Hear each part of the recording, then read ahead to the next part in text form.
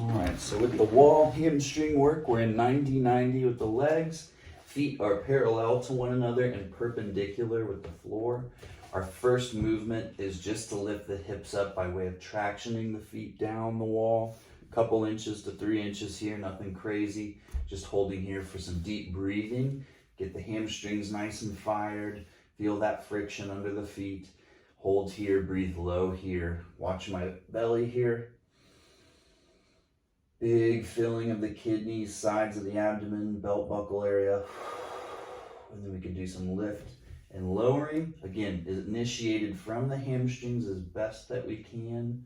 Slower reps, the better. You can speed them up as you kind of tune in. From there, we can hold here, both legs. You can go heels away from the wall, toes away from the wall. We didn't add that earlier. We can add that later or right off the bat. So we can do just heels. We can do heels, then toes, and ball the foot coming off the wall, keeping the hips up. Now you'll notice my feet start to slip down the wall, so I can start a little higher. My bare feet slide a little more than with socks.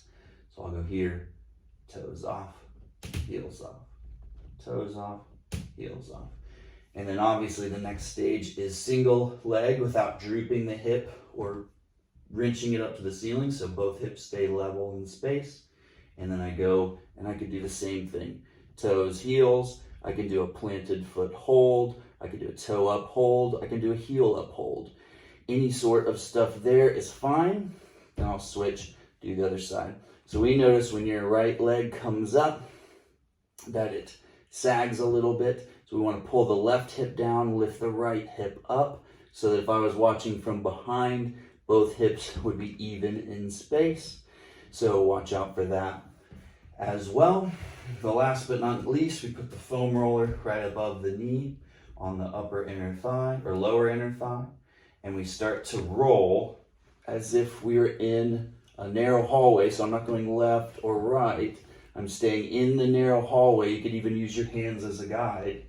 And I'm rolling and squeezing that foam roller as much as I can without bumping into my hands, palms of my hands here.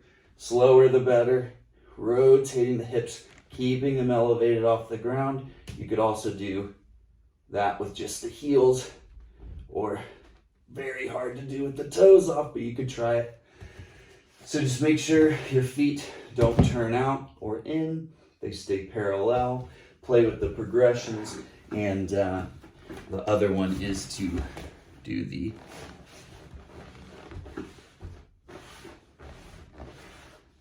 that.